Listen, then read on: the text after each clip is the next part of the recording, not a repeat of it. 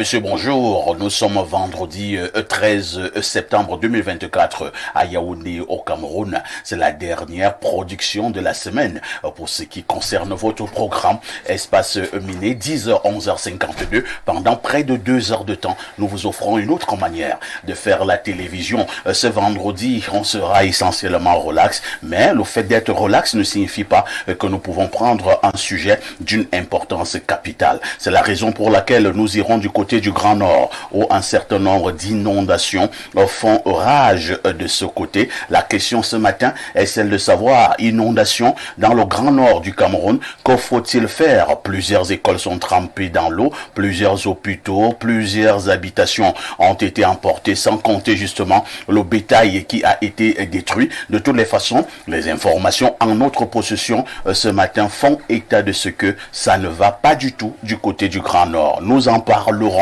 ce matin dans le but de sensibiliser et surtout dans le but de chercher quelques solutions. Toujours dans le cadre de ce programme, nous accueillerons tout à l'heure, comme cela se doit, la très étincelante Claudia pour la quintessence de l'information parue en kiosque au Cameroun. Blériot ne sera pas là ce matin, mais nous aurons quand même notre dénonciation comme tous les jours. Au Canal 317 du Canal Plus International, vous êtes à pic sur Info TV. C'est votre chaîne de télévision qui monte. Et qui monte encore. Yaya Bello, bonjour. Bonjour, monsieur Aïssi. Merci beaucoup pour l'invitation. Bonjour à mes co-panélistes avec qui nous allons partager ce plateau. Et surtout, bonjour aux nombreux téléspectateurs d'Info TV. C'est un plaisir pour moi d'être sur votre plateau ce matin. Il faut dire que de manière régulière, nous vous avons reçu sur ce plateau, mais de manière particulière ce matin, nous vous recevons pour parler de ce qui se passe du côté du Grand Nord. Nous avons donc parlé des inondations parce que vous êtes un digne fils de ce côté et vous avez une bonne dose d'informations émanant justement de cette partie du pays. Merci Yaya Bello d'être là ce matin. C'est moi qui vous remercie. Je souligne tout de même que vous êtes quand même également un homme politique. Vous militez du côté du PCRN. En face de vous, nous accueillons Bernard Owona, qui est un vieux de la vieille. Il est journaliste, homme politique. Lui soutient les idéaux du parti du président Paul Biya, le RDPC. Bernard Owona, bonjour. Bonjour, parfait ici. Bonjour aux co-discutants déjà confortablement installés sur ce plateau. Bonjour à tous vos nombreux téléspectateurs. Je m'en voudrais de ne pas déjà vous transmettre les félicitations et la reconnaissance d'un homme que j'ai rencontré hier. Il est chef de département latin au collège Saint-Benoît de Mbolié. Il vous suit, il nous suit tous les jours. Oui. Quand il est en classe, il suit la rediffusion en soirée. Il s'appelle Monsieur Minka. Il m'a demandé de vous dire qu'il est très fier de ce que vous faites dans la modération de cette grande émission qu'est Espace Miné. Nous allons donc saluer également Monsieur Minka. Vous dites qu'il est chef de département latin. Du côté du collège Saint-Benoît à Yaoundé. Il faut dire que c'est un collège de référence au niveau de la cité capitale. Tout à fait, parfait. Lorsque j'ai dit ça, je voudrais quand même dire à vos téléspectateurs qu'habituellement, je ne travaille pas en code, c'est vous qui invitez les invités, c'est vous qui faites le casting sur ce plateau et habituellement vous m'invitez. Et ce matin, j'ai moi-même souhaité être invité. J'ai bousculé l'ordre établi pour être présent sur ce plateau ce vendredi parce que, effectivement, je voulais le dire à Mondovision, je voulais dire à ceux qui nous regardent à travers le monde que je suis né ce jour. Je suis né le 13 septembre 1969 à Iturebé, ici à Yaoundé. Donc, ce 13 septembre, j'ai 55 ans d'âge. Je n'ai pas un an de plus, j'ai 55 ans d'âge. Vous n'avez pas peur de cacher votre âge? Non, et pourquoi? Vous n'êtes pas allé à Kumba? Non, pas du tout. Vous n'avez pas coupé l'âge avec l'intention. Je n'ai jamais eu l'intention. En tout cas, vous n'avez pas joué au football. J'ai joué au football, mais je n'ai pas atteint... Je n'ai pas atteint le niveau où on coupe les âges. Avec la rage. Avec le la tronçonneuse. Donc, Bernard, on a 55 ans. J'ai eu 55 ans aujourd'hui et je voudrais profiter donc de cet honneur que vous me faites pour dire merci à quelques personnes qui me sont proches, notamment à mes Bernard, soeurs. Oui. Je vous suggère, c'était déjà une idée de ma part, nous allons vous réserver les 7 dernières minutes de ce programme. Ça n'arrive pas tous les jours. Ça, c'est merveilleux. On parlera de votre anniversaire, tout à fait, de vos 55 bougies. 55 ans d'âge. D'accord. Merci Bernard Oona d'être là. Par ailleurs, ancien membre du Conseil national de la communication. En face de Bernard Oona, elle, c'est la dame de tous les vendredis sur Espace Miné. Le fauteuil est déjà scellé. Elle a son titre foncier. Beaucoup m'ont appelé en off. Parfait. Pourquoi tu invites toujours Jeanne Vondo tous les vendredis? Elle te donne même quoi? Non. Vous ne pouvez pas comprendre. De toutes les façons, elle est là tous les vendredis. Jeanne Vondo, bonjour. Bonjour. C'est la dame de tous les vendredis. Ouais, en fait, mon titre foncier, il est là. Mon siège le vendredi. Il est scellé. Bonjour déjà à Bernard Oona. C'est un plaisir pour moi d'être sur le même plateau que lui. Et de même pour M. Bello. Achille, nous sommes toujours ensemble. Parfait, c'est vendredi, je ne suis pas tellement jovial. Oh là là, alors que vous arborez une très jolie robe de couleur rouge. Oui, moi, je pensais plutôt que votre cœur bat très fort. Oui, il bat certainement fort parce que j'ai perdu ma sœur. Oh là là. Irène, comme on l'appelait toujours, Abina Ambomo. Elle sera inhumée demain. C'est elle à l'écran? C'est à l'écran. Oh là là. Elle est partie et elle nous a laissés avec notre Cameroun. Donc qu'elle se repose vraiment en paix et que nous puissions prendre les responsabilités qu'elle a prises. Vous dites qu'elle s'appelait comment? Abina Ambomo Irène. Apparemment, c'était une vaillante policière, inspecteur de police principale. Quel âge? Elle était toujours 43 ans. 43 ans, à la fleur de l'âge. Oui, elle était toujours au niveau de WADA. Elle dirigeait la circulation. Elle est partie. Ah, je la revois quand même. Oui.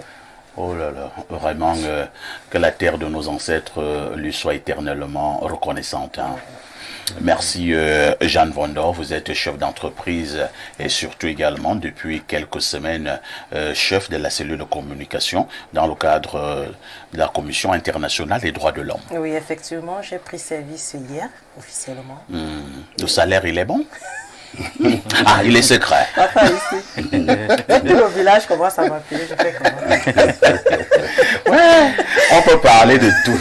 Mais dès qu'on arrive au salaire, non, les êtres humains commencent à être bizarres. Le salaire, c'est aussi pour aider la famille. Hein. Et on rend grâce à Dieu et on rend grâce aussi à nos ancêtres qui nous soutiennent même comme nous sommes en vie. Et je dis déjà aussi merci. Je ne cesserai jamais de te dire merci. Hein, merci Jeanne. Je ne cesserai jamais de le faire. Merci Jeanne. En face de Jeanne, on accueille également un vieux de la vieille. Il est resté constant dans la prise de ses positions. Il est resté constant au niveau de ses analyses. Voilà pourquoi justement il est analyste sociopolitique. Lui, c'est Eric Achille-Nkor. Bonjour Eric. Bonjour Parfait Haïti. Bonjour à ce très riche panel hautement élevé par des esprits savants. Et c'est toujours un plaisir pour moi de prendre part à cette très belle émission. Je dois avouer que comme je viens du village, hier en venant du village, j'ai rencontré un monsieur qui m'a tout de suite reconnu. Ah bon? Alors, il m'a dit, c'est vous qui êtes l'ami de Parfait ici. J'ai feigné de vous avez souri. Voilà, j'ai souri et puis alors je lui dis il s'agit de moi. Il me dit transmettez mes salutations à Parfait ici parce que j'aime bien ce qu'il fait. Je lui demande son nom. Il me dit qu'il s'appelle, il m'a dit qu'il s'appelait Armand Defoe. Armand Defoe. Je crois qu'il réside à Douala, quelque chose de ce genre. De ce genre. Et ça fait plaisir de savoir que vous faites un très bon boulot et que c'est hautement apprécié de la part des Camerounais du nord au sud, de l'est à l'ouest. Merci Eric Achilko. Il faut dire pour la petite histoire que Eric Achilko, c'est une connaissance de près de 15 ans. J'ai commencé à l'inviter sur les plateaux de télévision sous d'autres cieux et nous sommes restés ensemble. J'ai souvent dit à certains qui me côtoient que j'ai des amis de plus de 30 ans. J'ai gardé les mêmes amis. C'est vrai également que parfois j'ai fait un nettoyage. Quand un ami est un traître, je m'éloigne très rapidement de ce genre d'amis. Je me suis également éloigné. Ils se reconnaissent, ils me regardent à l'instant, ils se reconnaissent. Ils savent que je me suis éloigné. Donc, mais Eric est resté constant parce que c'est un monsieur vrai. Merci Eric Achilko d'être encore là ce matin. Le décor a été planté, les sujets ont été proposés. C'est reparti pour une émission grandeur nature. À tout de suite pour la suite.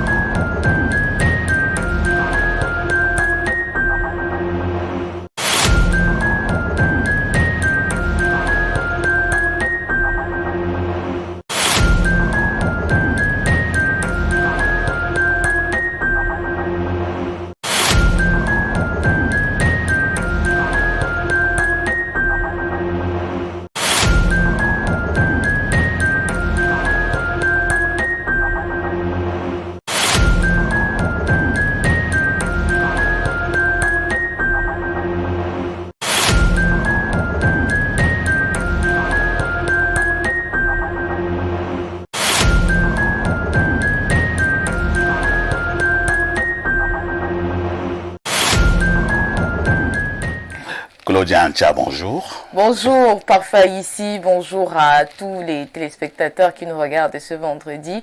Bonjour également à ton riche panel. Ah, la question est restée la même. C'est un vendredi, début de week-end. Oui. Un petit programme en amoureux? Non, pas en amoureux. En haine? Non, encore moins. Vous irez encore en Kola Famba? Peut-être, pourquoi pas. Pourquoi pas? Aller voir grand-père. Partie de piscine? Il y a la piscine à Colmé. Non. Ou bien ailleurs. Ah, oui, pourquoi pas. De temps en temps, vous y allez. Un beau petit maillot de bain, aller. Ça peut être de très belles images. Pour qui? Enfin, juste pour le plaisir de nos yeux. Et pour le réconfort de notre culture générale. Ok, d'accord. Ça sera peut-être l'occasion ce samedi, pourquoi pas. Claudia Ancha, la petite, nous a retrouvés pour un tour en kiosque. Claudia, que disent les journaux? Parfois ici, ce vendredi, nous démarrons avec le cri hebdomadaire La Météo qui nous plonge dans les aéroports du Cameroun. Thomas Owona Sumo accélère donc le processus de modernisation. La page 3 nous indique que sous la présidence du ministre des Transports, Jean-Ernest Massenangal et BBL, le DG des ADC, à ce 11 septembre à Yaoundé, signé un contrat de partenariat avec le PDG de Lagardère Travel Retail Western Africa, Sunto Boussou, pour le top manager des infrastructures aéroportuaires, la conception et l'exploitation des boutiques duty-free hors taxe des aéroports internationaux de Douala et Yaoundé-Simalène vont permettre la diversification des revenus, l'offre des services et produits de qualité et la création des emplois. Le cri hebdomadaire le soir est également au parfum de cette actualité. Ouverture des boutiques hors taxes dans les aéroports de Simalène, Douala, ADC, ESA et Lagardère. Travail retalié par un partenariat stratégique apprenant dans ce journal de Feu Pius Ndiaou, plutôt de le tri hebdo le soir. L'actualité en kiosque ce matin, c'est aussi l'occupation des lits des cours d'eau. Ketia Cortez en appelle le strict respect de la réglementation. Le quotidien Info Matin nous fait savoir que déplorant les dégâts matériels et des pertes en vies humaines causées ces dernières semaines dans la région de l'extrême nord par des inondations suite à une forte pluviométrie, la ministre de l'Habitat et du Développement urbain, dans un communiqué de ce 12 septembre, invite les maires à sensibiliser les populations afin de prévenir les catastrophes. Le du Sahel est également en kiosque ce matin et nous donne des nouvelles de la ville de Yagua. Le pont sur le fleuve Danaï s'effondre du côté de Ngaoundéré. Le quartier nord Sifane, presque coupé du centre-ville, apprend-on en page 7. L'info à chaud est également au parfum de ces actualités concernant les inondations. On parle du pont effondré dans le maillot Danaï. Les mesures urgentes du MINTP pour soulager les populations sont à découvrir en page 8. En grande une, on s'intéresse aux catastrophes écologiques ou encore naturelles qui secouent le Cameroun. Combien faut-il de morts pour que les pouvoirs publics sortent enfin de leur inertie? Le journal s'interroge en grande une ce matin. Le jour est en kiosque. Aman Mana revient également sur cette actualité. Inondation. Le pont de Yagua a cédé. La ville est coupée en deux. Les eaux continuent de monter et la digue du Legon dans le village Méléo, dans le sultanat de Poisse, menace aussi. En grande tribune, Aman Mana s'intéresse aux médias. Le CNC cherche Equinox. Le président directeur général du groupe sort de son silence et pointe les manquements du Conseil national de la communication, invité à plus d'indépendance en page 3. Et nous parlons d'autre chose dans cette revue de presse avec le quotidien à Capitaux Public Cameroun Tribune, plus précisément d'investissement privé. Comment accélérer le rythme? Marie-Claire Nana donne quelques propositions. Allègement des politiques fiscales, amélioration de l'accès à l'électricité sont quelques propositions faites par le secteur privé pour une meilleure contribution à l'économie après le ralentissement observé cette année. Les spécialistes pensent qu'un travail de fond doit être fait pour inciter et accompagner encore davantage les investisseurs. Le focus à lire de la page 9 à 11 ce matin. L'actualité en kiosque ce vendredi, c'est aussi la présidentielle 2025 avec la nouvelle expression Camto démonte l'audit du fichier électoral. La page 3 indique que le président du mouvement pour la renaissance du Cameroun accuse Elecam de manipuler les chiffres avec l'aide de la société allemande chargée de la production des cartes. Le messager en kiosque ce matin s'intéresse également à cette actualité. Inscription sur les listes électorales. Elecam et Veridos à la barre. Maurice Camto accuse dans l'organe en charge de la gestion du processus électoral et ses partenaires techniques allemands de manipulation grossière du fichier électoral. En page 3, on parle également de l'actualité en politique. 1 488 017 militants à l'accueil du roi de Mokolo. Les témoins en kiosque ce matin nous fait savoir que le président Biya tient son joker. Le quotidien Réalité Plus nous propose de lire deux actualités ce matin. On parle tout d'abord de rentrée scolaire du 9 septembre 2024. Le préfet François est à part au cœur des établissements d'Union et Foumou. L'information est donc à lire de la page 2 à 4 ce matin. Et puis, Mairie Diamaré, le préfet Ekwambarga présente aux populations de Ouazan leur nouveau lamido. Il s'agit de Younoussa Nokoko. Capital Info nous donne quelques nouvelles du Festi-Foot à Bonbon 2024. La passe, autant pour moi, du vivre ensemble à lire dans ce journal paru en kiosque ce matin. Et nous clôturons cette dernière partie de la revue de presse avec l'économie quotidien. On parle de projets de développement. La BDEAC sollicite à nouveau des financements auprès de la BEAC. Yvonne Sana Bangui, gouverneur de la Banque des États de l'Afrique centrale, a échangé à propos avec Dieudonné Evumoko, président de la Banque de développement des États de l'Afrique centrale, le 11 septembre 2024. De nouveaux axes de coopération en vue entre les deux institutions. Merci Claudia pour toutes ces informations fraîches parues donc en kiosque au Cameroun. Vous ne partez pas Claudia, oui.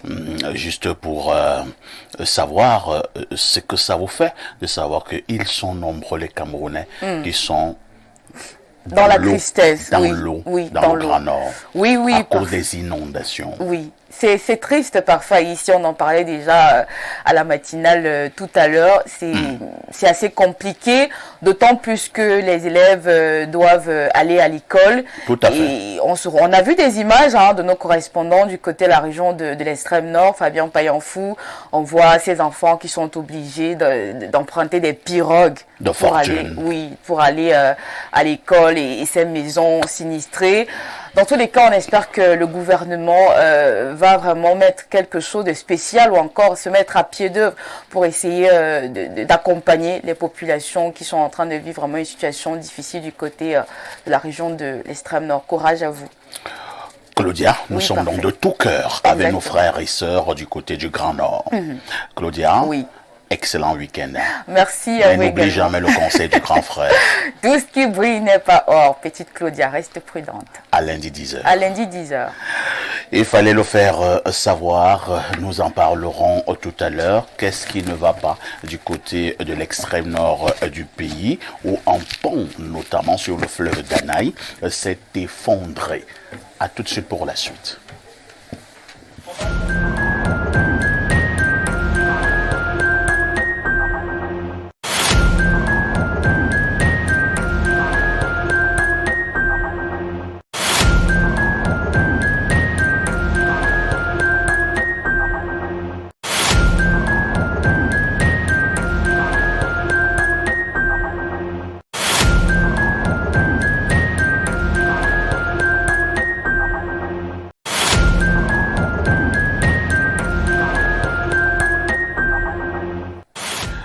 Pierre Blériot-Niemek n'est pas là ce matin, il est légèrement empêché, il se trouve actuellement du côté de Douala, on lui souhaite d'ailleurs un bon séjour. En l'absence de Pierre Blériot-Niemek, je ferai un effort de vous donner la dénonciation de ce vendredi matin. Il faut dire que c'est un constat personnel, j'ai causé avec plusieurs jeunes, l'âge oscille entre 15 et 25 ans, qui m'ont fait comprendre, beaucoup d'entre eux, qu'ils voulaient toujours aller chez des parents au village, aller passer des vacances ou certains week-ends, causer avec des grands-parents, les oncles du village et ceci, mais ils sont toujours confrontés à une situation. Je leur ai demandé, il s'agit de quelle situation? Ils m'ont répondu que leurs parents ne veulent pas qu'ils puissent se rendre au village. J'ai voulu savoir pourquoi. Ces jeunes, beaucoup d'entre eux, m'ont dit que les parents estiment qu'au village, il y a la sorcellerie et qu'on va les tuer. J'ai dit, ah bon? Il me dit, oui, on va les tuer. Et un jeune est allé plus loin en me disant que il y a 2 ans, il était effectivement allé passer les vacances au village contre la volonté de ses parents. Effectivement, il était malade. Il est rentré précipitamment à Yaoundé. On l'a soigné et ses parents lui ont dit, tu vois, on t'a dit que le village n'est pas bien. Là-bas, il y a des sorciers très dangereux qui ne font que du mal. Ce matin, nous sommes donc en train de poser ce problème sur la table pour nous poser la question de savoir si effectivement les villages sont devenus dangereux pour les jeunes ou alors il faut trouver d'autres solutions. C'est la dénonciation de ce matin. Les jeunes doivent-ils continuer à aller au village ou alors il faut fuir la sorcellerie dans nos villages au Cameroun? Je passe d'abord la parole à Eric Achille-Kro pour réagir face à cette situation qui tient lieu de dénonciation de ce matin.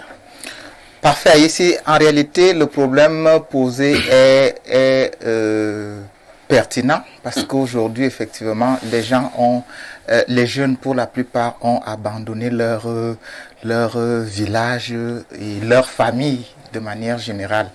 Vous savez, j'aime souvent, comme moi je suis un enfant du village, né au village, grandi au village et arrivé en ville par accident, je sais que chez moi, on dit le village c'est Dzal.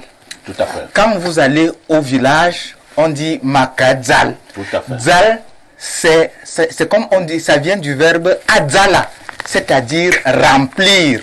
Quand vous allez ailleurs et que vous vous rendez compte qu'il y a quelque chose qui vous manque, vous retournez au village, vous ressourcez Makadzal, donc on va se remplir, se faire remplir de bénédictions. Les noms de nos villages par moment ont des signes ou des noms, ont des significations qui sont souvent pleines de sens et de bénédictions. Quand si on vous dit par exemple que je suis de Mbomoka, c'est-à-dire vous êtes de la terre où il y a eu une terre promise ou bénédiction promise, je préfère le dire ainsi. Bénédiction promise. Ça veut dire, vous voyez ce que veut dire Mbomoka. Mbomoka. Si on regarde au Bangladesh, c'est le village du chef de l'État du Cameroun. C'est-à-dire, c'est comme s'il y a une bénédiction qui avait été promise aux gens de ce village. Et il ne faut pas prendre les choses au premier degré. Mais sauf que à un moment donné, dans la vie sociale en général, on se rend compte que les gens deviennent de plus en plus méchants et deviennent de plus en plus jaloux. Nous avons grandi dans nos villages, ce sont les autres qui se sont occupés de nous de manière générale parce que l'enfant appartient à la société. Et maintenant, c'est vrai que la sorcellerie existe, les djinns, les mauvais djinns, les mauvaises pratiques existent, mais disons-nous que ces djinns, ces mauvais djinns, cette sorcellerie en réalité est pratiquée partout. Parce que quand un esprit décide de vous suivre, où que vous soyez en Chine, ou même à Alcalá, en Espagne, cet esprit va vous suivre partout. Il y a également nos comportements en général, parce que vous voyez, j'aime bien l'école du village. Il y a quelque chose chez moi au village qu'on appelle akalga. Akalga, c'est comme un pont. C'est-à-dire, dès lors que vous vous comportez, c'est-à-dire vous vous comportez mal vis-à-vis de l'autre, vous ouvrez un pont pour que vous établissez un pont pour que certaines choses vous arrivent. Et rien ne se perd, rien ne se gagne. Le mal que vous faites aux autres, le même mal va vous arriver. Ou alors, vous êtes allé voler dans le champ de votre voisin au village, ça constitue ce que tu appelles là akalga. Akalga. Et il y a un hadith dans les enseignements islamiques qui dit que on dit la yu'min ahadakum hatta yuhibba li akhihi ma yuhibbu li nafsihi. C'est-à-dire votre foi n'est parfaite que si vous voulez pour votre voisin, votre frère, ce que vous voulez pour vous-même. Ça montre la bienfaisance. Soyons bienfaisants. Et nous avons vu comment des sorciers sont morts dans nos villages. Ouais. C'est-à-dire, vous le voyez, on appelait ça, les catholiques appellent souvent ça un moine voix. Ouais. C'est-à-dire, je ne sais pas comment, ce que ça veut dire. C'est-à-dire, on est obligé d'appeler quelqu'un. Le prêtre vient chez un malade qui a longtemps souffert et qui est en train de lancer ses derniers soupirs. On va donc appeler le prêtre pour venir lui faire ce que tu appelles à l'omboine-voix. Effectivement, le prêtre a une sorte d'onction qui vient donc celui qui est en train de partir. On appelle ça omboine-voix. Habituellement, quand le prêtre te le fait, vous n'avez plus pour longtemps et vous partez entre guillemets dans l'au-delà. Et on vous demande justement en ce moment-là de parler. Oui, ce n'est pas sur une bonne épreuve parce que j'ai assisté à ça une fois au village. C'était une grand-mère du village. Alors que on était très proche d'elle. Elle avait longtemps souffert. Elle souffrait. Chaque jour qui passait, on se disait qu'elle devait mourir, mais elle ne mourrait pas par la suite. Mais là, ce n'était pas un prêtre. On a appelé 2 ou 3 initiés qui sont venus. On a dit à la grand-mère que toi, tu sais pourquoi tu ne meurs pas. Pour mourir, il faut d'abord parler. Si tu ne parles pas, tu ne meurs pas. Pour moi, je ne comprends pas. Je me disais d'abord, mais ces gens-là, ils se prennent pour Dieu. Ils parlent tellement avec assurance. Et la grand-mère a commencé à parler. Ce n'était pas agréable d'écouter Eric. Elle dit, l'enfant de tel qui avait obtenu le baccalauréat de l'autre côté de la rivière, c'est moi qui l'avais tué. Je reste comme ça, je dis, hey. La maman qui n'accouche pas là, tous ces enfants qui, dès qu'elle accouche, l'enfant meurt. C'est toujours moi qui avais attaché ceci derrière la maison. Il dit, hache. Bon, vous savez ce qui est arrivé aussi. Et c'est vrai. Après, il y a un autre sorcier du village qui est venu. Il est allé cueillir les trucs de pum. Le pum là, les feuilles de pum. Il est venu avec ça. Il a frappé sur la bouche de la grand-mère. Pouf! Ne parle plus. Et la grand-mère ne parlait plus. Et la grand-mère est morte. Mais en réalité, ça c'est des réalités. Mais elles sont par moments liées. Nos villages sont parfois bizarres. Ces réalités sont par moments liées à la culture. Parce que la notion de village n'est pas perçue de la même manière au Tchad par exemple, qu'au sud du Cameroun, au nord du Cameroun. Le village... Vous allez chuter. Oui, et ça, je vais chuter. Le village a quelque chose de particulier et il faut y aller tout le temps. Les problèmes commencent à se poser, ou les problèmes de sorcellerie commencent à se poser, ou apparemment sorcellerie pourrait commencer à se poser dès lors que vous abandonnez votre village.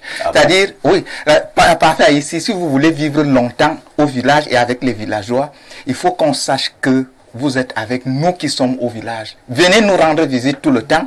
Même si on va mal se comporter vis-à-vis de vous, il n'y aura pas de problème. Quand vous allez finir votre travail en ville, là, que vous allez dire que vous retournez au village, c'est là où vos problèmes vont commencer parce que la nature a horreur du vide. Nous aurons occupé vos espaces. Nous vous aurons effacé dans nos mémoires. Quand vous reviendrez, les gens vont donc vous dire que vous n'êtes plus chez vous. Et même s'ils vous acceptent, ils vont vous mettre des pièges pour vous faire tomber d'une manière ou d'une autre. Merci Eric Achela. On passe la parole à Bernard Owona. Bernard Owona, c'est vrai que toi tu n'as plus un village en tant que tel, parce que tu es né Tourébé. À l'époque, Tourébé était un village. Je vais vous raconter l'histoire de la ville est venue vous surprendre. Bon, c'est vrai que Eric dit que il faut que les jeunes continuent à aller au village. Je ne suis pas contre, mais en même temps quand même Bernard, nous avons aussi trop d'histoires où ces vampires du village ont tué des brillants jeunes au village et cela continue à nous faire mal jusqu'à présent. Enfin, ici, la dénonciation de ce matin pose le problème de la pratique de sorcellerie. C'est vrai. Alors, ici, il faut le dire de façon péremptoire, la sorcellerie existera toujours.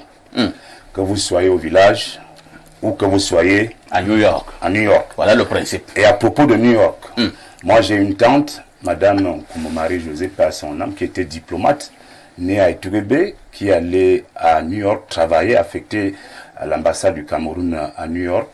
Là-bas, elle a reçu des visites des sorciers de son village à Etourébé. Vous êtes sérieux là? Je parle de mon village, de ma tante, Madame Marie-Josée. À New York. Elle est affectée à New York, avec sa fille Oona Mireille, qui est l'actuel proviseur du lycée Leclerc de Yaoundé. Donc pendant qu'elles sont à New York, ma tante Marie-Josée, comme cadre à l'ambassade du Cameroun là-bas, elle reçoit devant sa porte un paquet qui venait du Cameroun avec des écorces, le sang humain, des choses compliquées. Elle s'affole, elle panique et puis elle signale cela à la police, patati patata. Donc pour dire quoi? Pour dire que vous pouvez être à New York. Lorsque les sorciers du village veulent vous rendre visite, ils vous rendront visite. Ça veut dire quoi? Pour ces jeunes qui vous ont contacté, il faut toujours aller au village. Il ne faut pas se couper du village. Il faut être connecté avec le village. Et comme M. Nkwa a conclu tout à l'heure, quand vous avez fui le village, quand vous avez abandonné le village, tôt ou tard, même votre cadavre reviendra au village. N'est-ce pas? Moi, j'allais en congé dans le village de ma mère. Je suis un peu particulier parce que mon père est né à Yaoundé. Ma mère est née à Yaoundé. Et donc, quand j'allais en congé, j'avais 15 ans en Kouaban. C'était encore un village. C'était encore le village. À l'époque, évidemment, c'était beau. C'était beau parce que nous apprenions comment on vit au village, comment on tend les pièges, comment on va à la pêche, comment on prépare ci et ça. Et on était véritablement ancré dans les us et coutumes. Ça nous permettait d'acquérir cette richesse culturelle de notre patrimoine. Et quelques temps après, mes oncles ont vendu tout le terrain en Kouaban. Même aujourd'hui, ils viennent même de vendre les tombes de ma grand-mère et de mon grand-père. Oui, je le dis à la télé. C'est bien de le dire comme ça. Donc vous voyez que ces gens, ils nous ont traumatisés à un point où... Mais il y avait quand même quelque chose que moi je voyais quand on allait au village. Notre père insistait et veillait à ce que nous restions vraiment là où on était parti chez la grand-mère. Parce qu'il y a aussi ça dans les villages, parce que dès lors que vous partez de votre écosystème ici, les gens d'en face qui n'aiment peut-être pas votre grand-mère ici au village, ils vont vous gérer autrement, ils vont faire des pratiques sur vous, ils vont faire comme les gens disent au village, ils vont vous gâter. Parce que la sorcellerie a deux visages au village. Il y a la sorcellerie où les gens voyagent la nuit, et il y a la sorcellerie où on garde les gens, on garde les enfants. C'est-à-dire que vous venez de Yaoundé, vous allez en vacances au village, vous êtes un brillant élève ou un brillant étudiant, vous êtes promu à un avenir merveilleux. Les gars du village, ils disent ça avant. Ils disent qu'ils vont vous gérer, ils décident de faire un ombrage à tout cela et ils gardent votre avenir. Vous voilà, quand vous rentrez du village, vous devenez un peu déséquilibré, un genre là. Les parents même commencent à s'interroger. Mais qu'est-ce qui se passe? Moi, personnellement, quand Ma belle-mère vivait, elle est morte il y a 1 an bientôt, du côté de Yemesoa. Elle insistait qu'on envoie nos enfants au village. Je lui disais, maman, je ne peux pas. Pour que mon enfant vienne là-bas, il faut que ma femme soit présente. Parce que c'est elle qui peut gérer ces enfants-là. Quand ils vont décider d'aller voir dans tous les coins du village, là, ils vont aller rencontrer le maître sorcier quelque part à l'insu de la grand-mère qui devrait les encadrer. Donc, pour conclure, moi, je pense que la problématique de ce matin est pertinente. Comme nous sortons des vacances scolaires, il faut que les jeunes sachent que quelqu'un qui est coupé de son village, de ses racines, de sa souche, est un homme dangereux parce qu'il va perdre beaucoup de repères. Donc, il vaut mieux toujours dire aux enfants d'aller au village et qu'ils retiennent que autant il y a les sorciers au village, autant il y en a en ville. Je vous parle de New York, même à Paris, il y a les sorciers. À Yaoundé même, ils sont nombreux plus qu'au village, les sorciers. Voilà. Oh là là, Ben Arona est tellement tranchant. Alors, Yaya Bello, c'est une problématique, comme certains l'ont dit sur ce plateau, problématique très importante depuis un certain nombre d'années au Cameroun. Il y a une vive polémique entre ces parents qui pensent que les enfants doivent continuer à aller au village pour être en osmose avec la tradition. Et maintenant, certains parents qui ne veulent même pas en entendre parler, dès que tu lui prononces le nom village, ils tombent dans un énervement inquiétant. Il te dit qu'au village, on va aller manger ses enfants ou alors on va gâter ses enfants. Que faut-il faire? Alors moi, je pense que c'est une erreur de ne pas emmener les enfants au village. Je ne parle même pas de dire aux enfants d'aller au village. Je crois qu'il faut amener les enfants au village. Toi-même, tu dois aller avec eux. Exactement. C'est comme ça que moi, j'ai grandi. C'est-à-dire, chaque fois que les vacances arrivent, mon père nous mettait dans le train, toute une chambre là, dans un wagon-lit avec 4 lits. Nous, la maman et tous mes frères, nous partons au village. On fait 2 mois, on rentre. Chaque année. C'est pour ça que j'ai toujours aimé voyager par train jusqu'à aujourd'hui. Donc, je crois que dessoucher les enfants, comme disait le DP, de leur village, je crois que c'est une erreur fondamentale, c'est une erreur monumentale qu'il ne faut jamais faire. La sorcellerie a toujours existé. Et la sorcellerie. Mais il paraît quand même que ceux du village, ils montent d'un cran, hein. Ils sont de plus en plus violents. Non, la sorcellerie. Il y a des villages, Yaya, je ne t'interromps pas, où c'est comme une norme. Dès qu'un enfant a le bac, il meurt. Alors, si tu tombes dans ce genre de village, tu auras encore le courage d'envoyer ton enfant là-bas, dès qu'il a le bac. Alors, je disais que la sorcellerie, c'est un peu comme dans le monde de l'armement. C'est-à-dire que il y a les missiles de courte portée, les missiles de longue portée. Donc, quelqu'un peut vous frapper de bala, un missile de 15 000 km de portée, ça vous trouve même en Australie. Donc le fait de dire que on ne part pas au village pour protéger les enfants, je crois que c'est en prenant la sorcellerie comme argument, comme prétexte, je crois que ce n'est pas bon. Moi je crois que la sorcellerie même dans le Coran, on a cité le Coran ici tout à l'heure. Tout à fait. Oui, c'est dit dans les textes sacrés, la Bible et tout, c'est bien dit. Maintenant, tout bon croyant, qu'on soit chrétien ou musulman, on doit prier tout simplement pour que Dieu nous protège de la sorcellerie, parce que ça existe. Et je crois chez les musulmans, pas que je crois, je suis musulman, et chez les musulmans, il est même dit que lorsque la sorcellerie vous atteint, c'est que c'est Dieu qui a voulu que ça vous atteigne. Parce que dans l'histoire, dans l'histoire de l'islam, le prophète Mohammed même a été victime de la sorcellerie. Donc quand un prophète lui-même est victime de la sorcellerie, vous voyez que personne ne peut échapper. Maintenant, il faut faire confiance à Dieu pour que Dieu vous protège. Il faut emmener les enfants au village régulièrement pour que les enfants qui sont les prochaines générations, qui sont ceux-là qui vont porter la culture, qui sont ceux-là qui vont vous représenter, assurer la continuité de la lignée, prennent le relève. Donc, la relève. Donc, moi, je m'inscris du côté de ceux qui pensent qu'il ne faut jamais se couper de son village. ou en tout cas du village, parce que où que vous soyez, vous êtes de toutes les façons dans un village. Quand vous êtes à Yaoundé, vous êtes à Itougébé, c'est le village des gens. Quand vous êtes à Kondongo, c'est le village des gens. Il y a aussi la sorcellerie là-bas. Même quand vous êtes à Paris, c'est aussi le village des gens. Donc, moi, je crois pas que ça soit un prétexte. Il faut juste prier, il faut être méfiant.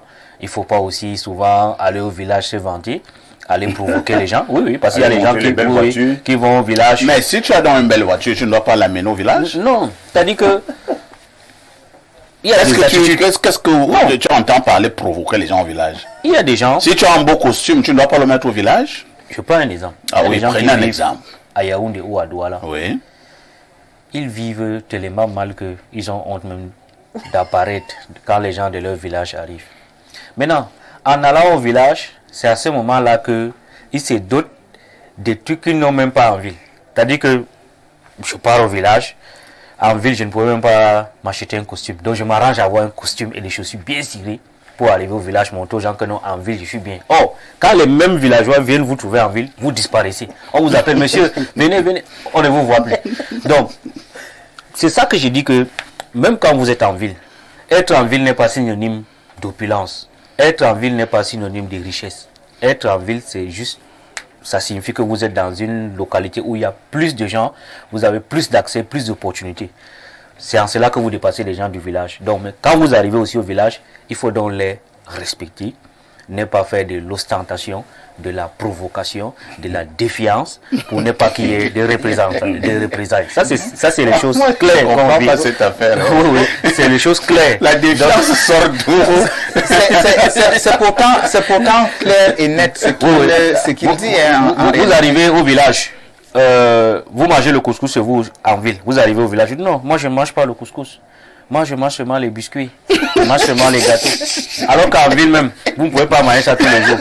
Vous préparez le couscous chez vous. Parfois vous demandez de provoquer les gens du village. Mais bien sûr, ça dit que ça c'est l'ostentation. Alors qu'en ville même, c'est les choses du village à quoi on vous envoie, vous manger en ville. Mais quand vous arrivez en village, vous dites non, moi je mange les poissons. Moi je mange. Donc vous voyez, du charabia. Quand vous arrivez aussi au village, n'oubliez pas que vos parents viennent de là. Vous-même parfois vous êtes né au village, vous avez grandi au village. Vos parents sont nés de là. Ils sont partis là. Ce que vous trouvez là-bas, ce ne sont pas des animaux, c'est aussi des êtres humains. Il faut donc les respecter pour ne pas que les sorciers vous guettent. Maintenant, comme j'ai dit tout à l'heure, il faut prier, il faut compter sur le Seigneur pour vous protéger. Très bien. Merci Yaya. Il y a Eric Hachette qui veut absolument réagir. Allons rapidement. Oui, rapidement, je vais dire que vivre au village en réalité n'est pas difficile. Chaque environnement a ses règles. Il a si bien dit, quand vous venez au village, il faut être capable de fondre dans la nature. C'est-à-dire, si nous mangeons X, mangez-le avec nous. Si on va pieds nus, ne venez pas montrer que vous avez des samaras. Comportez-vous exactement. Tu sais, il y a des gens qui vivent en ville, ils sont habitués à boire du bon whisky, du bon chivas, du bon Glen, Fidish. Alors tu l'amènes au village un beau matin, tu lui demandes de boire le vin de palme qui dort en route, personne ne garde, il y a des fourmis dans le verre et tout ça. Et il a peur, les microbes. Est-ce que vous allez lui faire un procès comme monsieur, parce qu'il ne faut pas énerver les gens du village, il faut boire ce vin de palme? Vous restez d'abord vous-même. Parce que chacun a des valeurs. Est-ce que le vin de palme là-bas reconnaît le ventre? Vous savez, moi, je veux mon exemple à moi, en tant que musulman dans un environnement où les gens ont une autre culture, quand vous êtes vrai, vous leur montrez qui vous êtes. Ils vous adoptent comme tel que vous êtes et ils vous aident à rester ce que vous êtes. Vous également, vous les accompagnez dans ce qu'ils respectent, dans ce qu'ils sont et qu'ils respectent la norme de vos croyances. Le village, il n'y a rien de merveilleux, de plus merveilleux que le village. Je pense qu'il faut y aller. Il y a beaucoup de bénédictions à aller au village. Jeanne Mvondor, problématique très importante ce matin. Nos enfants, nos petits frères, doivent-ils continuer à aller au village ou alors il faut sensibiliser nos sorciers du village en leur disant qu'il faut qu'ils soient moins violents? Parfait. Nous venons entre les mains des personnes et nous allons rentrer entre les mains des personnes. Cela voudrait dire quoi? Quand vous naissez, ce sont les mains qui vous reçoivent. Quand vous partez, ce sont ces mains-là qui vous raccompagnent. Tout à fait. Jusqu'à votre dernière demeure. Moi, je suis une bonne villageoise, Eton. Oui, je suis dans mon village et j'aime tellement mon village. Ah bon? Oui, quand nous étions petits, nous avons particulièrement vécu dans la région du sud-ouest. Mon papa y travaillait et chaque fois, il avait peur de nous amener au village. En 96, quand mon grand-père décède, mon papa a peur de nous amener au deuil. Parce que nous arrivons au deuil, les gens du village disent « Ok, donc vous existez. On ne vous a jamais vu. » Tu sais, il y a beaucoup d'enfants comme ça. Donc vous êtes là. J'étais en classe du moyen 1 et une grand-mère, on l'appelait Berthe. Et chez nous, les étoiles, Berthe, ça dit Biata. On disait que c'était une maman sorcière. Quand vous arrivez, patentée. Elle était une très belle femme, mais on disait dans la nuit, elle devenait un homme. En fait, j'y vais donc dans cette maison. La curiosité, une petite fille, je suis en train de m'amuser. Ma grand-mère vient en courant. Elle vient me tirer de là. Elle dit, qu'est-ce que tu fais chez Biata? Elle est sorcière. J'ai dit, mais elle m'a donné à manger. Catastrophe. Tu as même mangé la grand-mère. Elle lui dit, je donne à manger à cet enfant parce que c'est notre richesse ici au village. C'est ce que cette grand-mère avait dit cette maman Biata avait dit à ma grand-mère. Moi, je suis rentrée, mais je suis tombée malade. Quand je suis tombée malade, ça allait dans tous les sens.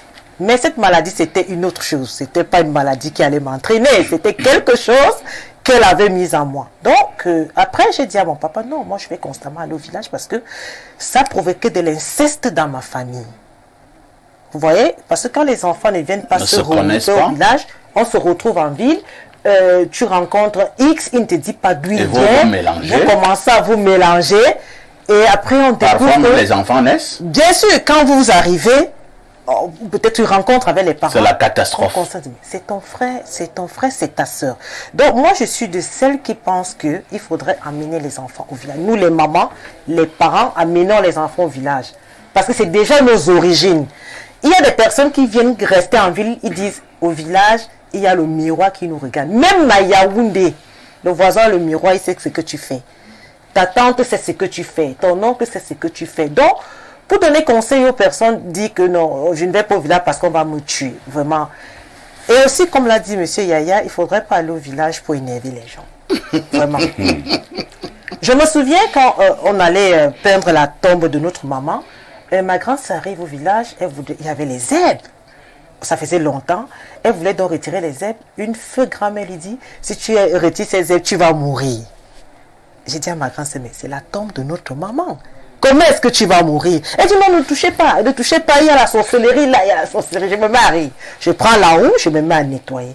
Quand je me mets à nettoyer, le visage de notre grand-mère change. En fait, celle qui demandait à ma soeur de ne pas enlever les ailes, son visage change. Elle dit, ce que ta petite soeur a pris, c'est la sorcellerie, c'est une sorcière, il faut l'éviter.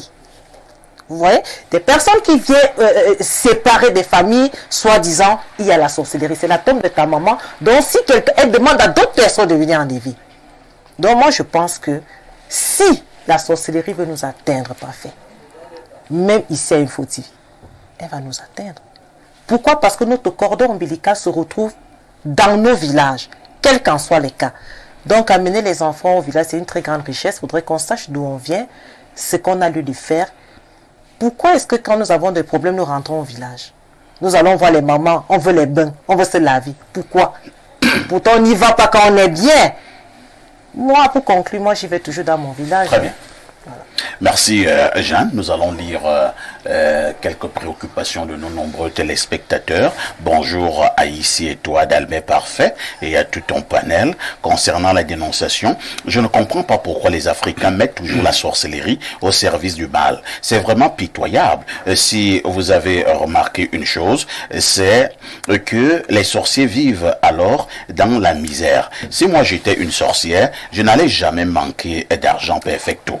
En passant, je profite de ce jour, 13 septembre, le jour que Ruben Umnyobe est décédé, une grande icône de la République, pour souhaiter un joyeux anniversaire à mon fils, Ndebi Claude Lévy Kilian, alias Bébé Kiki. Il est né un mardi 13 septembre 2022, exactement à 5h45 à l'hôpital central de Guidère. Aujourd'hui, il a 2 ans. Que l'Éternel te bénisse abondamment. Mon fiston, ton papa Tes frères et sœurs, nous t'aimons très fort. C'est Pancras de Guidère. Joyeux anniversaire donc à notre fiston. À mon ami Déby, hein.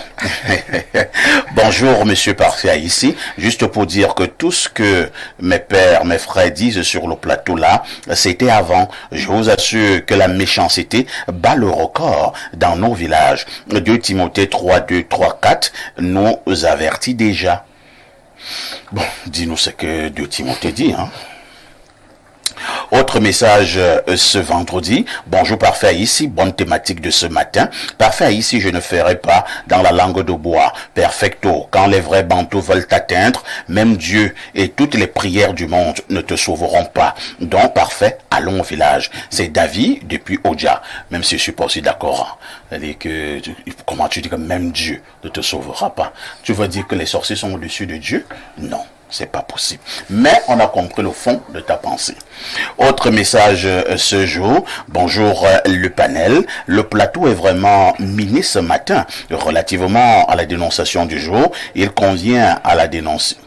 Il convient de dire que la sorcellerie ou encore l'ivou en pays petit est une énergie qui est utilisée selon l'intention et les aspirations de son hôte. Et cette énergie est intimement liée à la parole. Les bénédictions traditionnelles sont de la sorcellerie. Le vent de développement dans un village ou une contrée est la résultante des hautes luttes mystiques. N'ayons pas peur de nos villages. Un panéliste l'a si bien dit. Les sorciers sont même plus nombreux en zone urbaine que rurale. Il dit que les bénédictions traditionnelles sont de la sorcellerie. Bon. Oui, hein. Ah bon? Oui, parce que... Confirmez. Je confirme parce que chez moi, je me réfère toujours au village, et vous, ça veut dire à vous, ce qui produit abondamment. Et moi, je dis dans ma langue maternelle que menez-vous, parce que je dois produire. Donc, quand tu dis qu'on y vous, les gens veulent fuir. Non, ceux qui fuient, ils n'ont qu'à fuir. Mais moi, je dis, menez-vous parce que je produis, je suis quelqu'un qui doit réussir. Si on dit ça devant 3 enfants qui ont 10 ans, ils vont détaler. Ils vont détaler. Je vais pas faire faillir détaler. Autre message. Bonjour, monsieur Parfait ici. Merci beaucoup pour tout ce que vous faites à travers votre programme Espace Miné pour informer, former et éduquer les Camerounais. C'est avec grand intérêt que nous vous suivons chaque jour dans la mesure du possible. Je profite de votre tribune pour souhaiter un heureux anniversaire à mon cher frère aîné Bernard Ouna qui souffle sa 55e bougie. Que le ciel te comble. Abesolo Hortense du quartier Damas. Tu connais Hortense? Madame Manga Hortense, c'est ma petite sœur qui me suit directement. Ah bon? Oui, elle est enseignante, professeure de latin et de grec, actuellement en service à la délégation régionale du centre. Ah, Espace Miné. Oui, Espace Miné. Ah, d'accord. Okay. Bonjour, beaucoup. Parfait, à tout ton panel. Juste taquiné pour Yaya Bello. Monsieur Yaya, la sorcellerie qui voulait vous atteindre en plein jour au PCRN est déjà passée. Et mais les émoticônes de rire. Non, il n'y a aucune sorcellerie.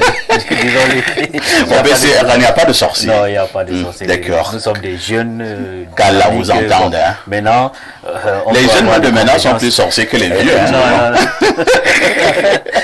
Avez-vous demandé la permission au PCRN avant de venir à la télévision? Il m'a encore les émoticônes de rire. Un bonjour à mon ami le docteur Achille Nkor. C'est Paul de Guidère qui envoie le message. Autre préoccupation ce matin. Bonjour le plateau. Mon père a décidé de ne pas faire la cérémonie de mon toqué-porte au village. Trop de méchanceté dans nos villages. C'est vrai qu'on a aussi vu des situations où on va faire le toqué-porte pour une fille dans son village. C'était la dernière cérémonie pour cette fille. Il n'y aura plus de dot. Oubliez même le mariage. Donc l'erreur que vous avez eu à commettre, c'est d'aller faire le toqué-porte dans son village. Et les sorciers blancs tout. Ça dépend, ça dépend aussi du comportement de nos parents. Hein. Quand vous allez au village, vous ne vous comportez pas comme ceux qui sont là. Vous vous dites que vous êtes au-dessus de ces personnes-là. Quand vous venez avec une cérémonie, les gars vous gèrent tranquillement. De temps en temps, il faut donner à manger au village. Et puis, il y a même le destin. Il y a le destin. Vous savez, l'enseignement islamique dit que même si le monde entier se regroupait pour vous faire un bien, ils ne vous feront que le bien que Dieu a prescrit pour vous. Et s'ils se mettent ensemble pour vous faire du mal, ils ne vous feront que le mal que Dieu a prévu pour vous. Il y a le destin. Et c'est pas parce que je connais quelqu'un qui a perdu son enfant, qui a eu le concours d'une très grande école de forces armées. Il est allé en vacances, il est revenu, on a dit c'est au village qu'on l'a fini. Non, c'est le destin. Nous les Africains... C'est une histoire comme ça, peut-être que c'est la même personne, même. Du côté de Mvengue. Voilà, donc c'est du côté de Mvengue. Ouais, il y a eu un enfant, il a eu le concours de l'EMIA. Il est allé dire au revoir... à ses oncles du village et tout ça. C'était la dernière fois qu'il voyait la lumière du jour. On l'a frappé. On l'a frappé en plein cœur. Il est allé énerver les autres. Il est allé énerver les villageois. Aïe, aïe, aïe. Alors qu'on lui pensait qu'il faisait du bien. Exactement. Allez l'a dit qu'il vient d'avoir... Même s'il n'était pas allé au village, cela... lui également les sorciers. Je ne défends pas les sorciers. Je vais vous dire que en fait, parfait. Il y a le destin. Il y a maintenant la circonstance, l'environnement. C'est ce qui fait croire aux uns et aux autres que vraiment déjà que nous les Africains nous croyons en cette mauvaise sorcellerie. Ce n'est pas parce que il y a des moments où vous vous levez. C'est même comme comment ça s'appelle, le fait par exemple que vous rencontriez quelqu'un en route et que vous passiez entre deux personnes. Ça, c'est des croyances. Quelqu'un va vous dire il va prendre toutes vos chances, ça dépend. Sous d'autres cieux, il n'y a pas de problème. Ce qui paraît pourrait être un problème ici ne l'est pas à tel ou tel autre endroit. Il faut être croyant. C'est la prière, rien que la prière qui va nous protéger. Bonjour perfecto, la sorcellerie ne peut pas atteindre celui qui pose des actes positifs. C'est le patriarche Ndamdouala. C'est le patriarche. Moi je rigole. Ah ouais, de quoi? Moi je connais des gens qui ont amené le courant dans leur village, ont amené la route, ont amené de l'eau, on l'a liquidé comme une chèvre. Non mais ce qui le liquide, ce n'est pas forcément. Là, ce qui le liquide parfait ici, ce sont ses concurrents, parce que celui qui est pauvre, qui a besoin de ça, il n'a pas de problème. Mais c'est par moment des politiciens véreux qui voient en vous des challengers et qui veulent tout faire pour vous renverser. C'est une question de force et de quête de pouvoir par moment. Vous êtes en direct sur Info TV au canal 317 du Canal Plus International. Nous sommes vendredi. Vous faites bien de regarder la télévision. À tout de suite pour la suite.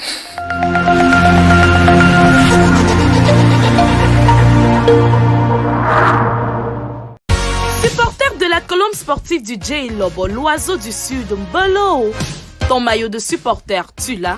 À l'approche de notre prestation à la finale de la Coupe du Cameroun, achetons chacun un maillot, une écharpe, une casquette aux couleurs du club et donnons de la force à nos joueurs. Tous nos articles vous attendent dans les agences Buka Voyage et dans les boutiques Edimo Sportwear de Place à Yaoundé et de Grand Mall de Douala. La colombe sportive, tous ensemble, permettons à l'oiseau du sud de voler plus haut.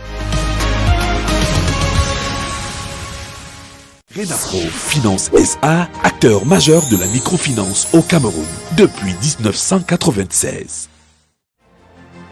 Et si ta solution venait de la Masso?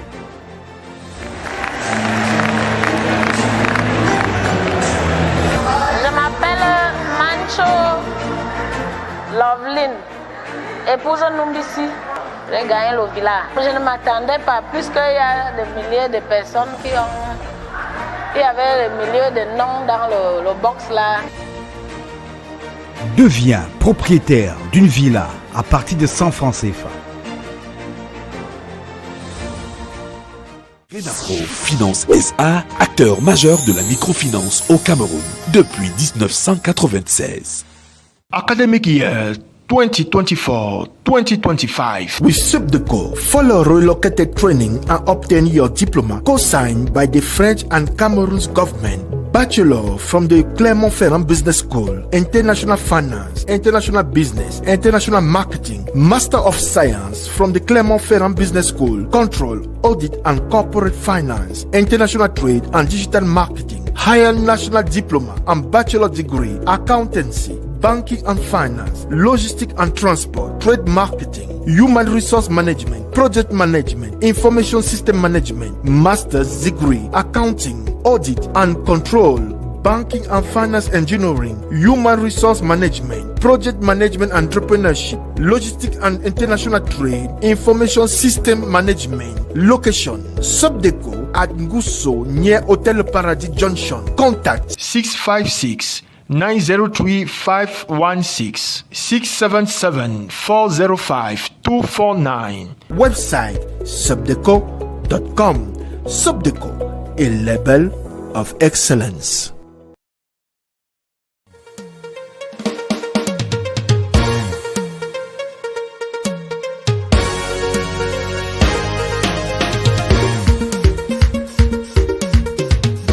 Vous déstresser, vous détendre, passer du bon temps entre amis ou faire de nouvelles connaissances.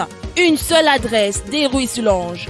Des Ruisses Lounge, un lieu exceptionnel offrant un cadre élégant et agréable, une sécurité renforcée, une animation de rêve dans un espace climatisé pour une clientèle d'exception.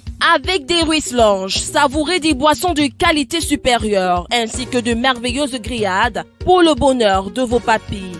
Des Ruisses Lounge, ouvert de lundi à dimanche de 10h à 10h. Situé à la nouvelle route Bastos en face de la pharmacie des Congrès. Contact 699 04 08 34 691 28 99 92. Des Ruisses Lounge, pour votre plaisir. La la la, on fait comment? La la la, on fait comment? La la la, on fait comment? Maintenant, on fait comme ça. Chers parents, voici la meilleure offre éducative à votre portée. Le complexe bilingue France Fanon. Le complexe bilingue France Fanon comprend le collège bilingue France Fanon de Kondengui et le collège bilingue France Fanon le majestueux d'Unkolo 1 par Kouaban. On y trouve l'enseignement général sous système anglophone et francophone, l'enseignement technique et francophone, spécialité ESF, IH, ESCOM, ELEC F3, MACO F4BA, FIG, SCG. Le complexe France Fanon, c'est aussi l'ouverture d'une académie de football mixte avec des coachs de haut niveau et d'un internat mixte ouvert à toutes les nationalités. Le complexe France Fanon offre de l'enseignement du chinois et du bilinguisme intégral de la 6e en terminale et des technologies de l'information. Contact 697 40 72 42 677 32 67 93. France Fanon, la discipline d'abord. Vous souffrez d'hypertension, mal de nerfs, d'arthrose, infertilité, rhumatisme, MST. La médecine chinoise est la solution à tous vos problèmes de santé. Médecine bio qui soigne les malades sans effet secondaire quelconque, qui fait, n'est-ce pas, des massages manuels. Médecine curative parce qu'elle agit directement, n'est-ce pas, sur la santé des malades. Au centre médical de la médecine chinoise, c'est la guérison pour tous. Faites-vous dépister et recevez les soins des spécialistes expérimentés. J'avais l'arthrose aujourd'hui. Je me sens vraiment à l'aise. Je suis venue pour me faire soigner et puis j'ai couvert mon résultat. Le centre médical de la médecine chinoise est situé en Volier, derrière la basilique. Contact 691 19 87 68. Médecine chinoise, le secret de la longévité. À vous la parole, votre rendez-vous de face à face sur Info TV graisse le tapis rouge ce vendredi au représentant résident de l'IA Cameroun, Armand Claude Abanda. Performant, proactif et créatif, l'érudit de l'informatique s'ouvre à vous. Les retombées de son périple à travers le monde, son combat pour la pénétration du numérique au Cameroun, son amour pour l'écriture. Armand Claude Abanda, titulaire de la chaire UNESCO d'Afrique centrale, côté cours et côté... En septembre, commencez la rentrée avec une bonne note. Réabonnez-vous à votre formule et profitez de tout Canal+ offert pendant 15 jours. Prenez des cours de séduction avec le Bachelor. Mettez-vous au sport pour retrouver les plus grands championnats de football. Première Ligue, Liga, Ligue 1, Bundesliga, Saudi Pro League, Ligue des Champions et toutes les plus belles compétitions. Prenez des cours de chant avec la dernière voix. Comme toujours, on a des petits Congossa dans la rébellion sur Novelas TV. Et parfois, ça tourne mal, comme dans Obatanga saison 2. Rejoignez le Canal Plus Campus. En ce moment, le décodeur HD est au prix exceptionnel de 5 000 francs dès la formule Access. Avec Canal Plus, la rentrée, c'est 10 sur 10.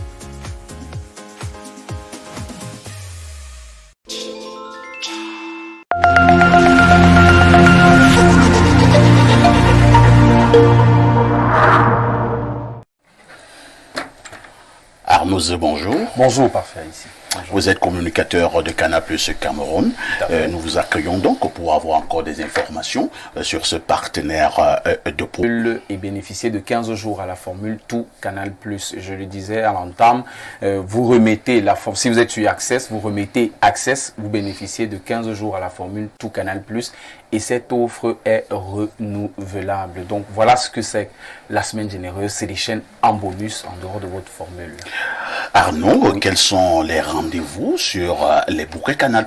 Sur les bouquets Canal+, vous avez plusieurs rendez-vous, notamment du football. Le football européen revient après les qualifications de la CAN et bien d'autres compétitions. Le football revient sur les bouquets Canal+. Ce week-end, déjà ce vendredi, retrouver un grand choc à la Saudi Pro League où joue Cristiano Ronaldo, justement Al Nassr Al Ahly. C'est ce vendredi à 17h50 sur Canal Plus Sport 3. Vous aurez Tottenham Arsenal ce dimanche, la première ligue. Barcelone sera à Gérone pour un autre choc. Et en Ligue 1, vous aurez ce vendredi AS Saint-Etienne face à Lille. Donc voilà quelques rendez-vous sportifs que vous aurez sur les bouquets Canal+. On a aussi du cinéma pour enfants. On a sur Novelas Rébellion que vous retrouvez tous les samedis. Et dimanche, on a le grand magazine qui consacre un moment sur une figure de l'histoire. Arnaud, oui. Pour sortir, comment faire pour se réabonner et les contacts utiles? S'agissant du réabonnement, vous avez plusieurs méthodes dans toutes les boutiques Canal Store sur l'étendue du territoire. Par paiement mobile, Orange Money, MTN Mobile Money, l'application Maviance, les stations Total. Je voudrais, avec ta permission, rappeler aux abonnés, pour ceux qui ne sont pas encore abonnés, qu'en ce moment, le décodeur HD Canal Plus coûte 5 000 francs dès la formule Access. Donc, à 10 000 francs, vous êtes abonné Canal Plus. Et pour le décodeur connecté, offrez-vous le décodeur connecté à 20 000 francs dès la formule Évasion Plus. Arnaud, Espace Minier et Info TV vous disent merci. Et nous disons réciproquement merci à Espace Minier de nous recevoir. À tout de suite pour la suite.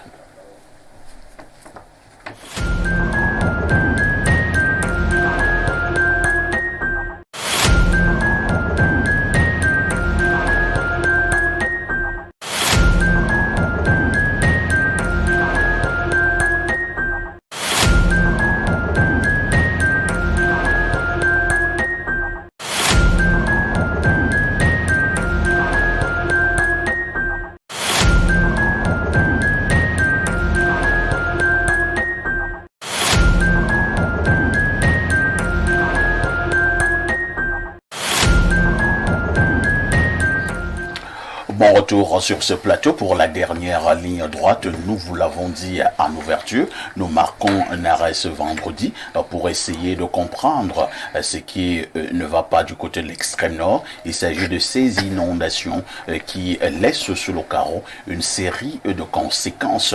Et nous en parlons donc ce matin et nous allons d'abord donner la parole à Yaya Bello qui est un digne fils du Grand Nord. Yaya Bello, de manière générale, quel est l'état de lieu actuellement pour ce qui est des inondations?